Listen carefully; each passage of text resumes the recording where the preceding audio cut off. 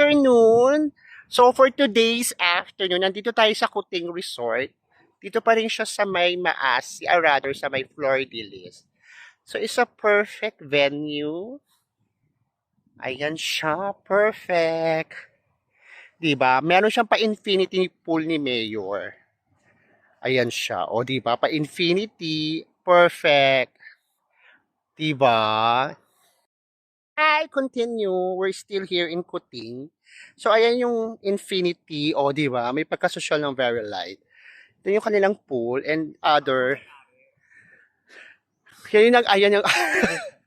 Perfect naman. So, we're here for education lang. Perfect. Oh, di ba? 360 view. Perfect tense. Third part. Here's the CISO and the other part of the Kuting Resort. Ayan yung mga nipa hut nila, which is perfect. And this is the dining area. Perfect naman. May kayat. May paano ka dito na pa-remotan ka dyan ng very, very light. We're perfect for a vacation. Diba? O, pa 360 view ulit tayo ng very light. Perfect.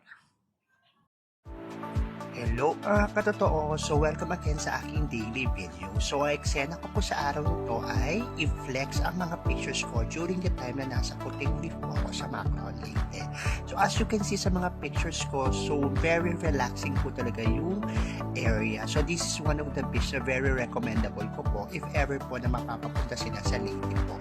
So as you can see, very Instagrammable ang pictures, very relaxing, and highly recommend po ito sa mga barkadas, pamilya, at sa mga gatherings po.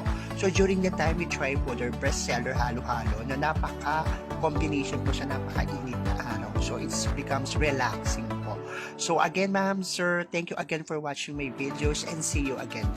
Bye!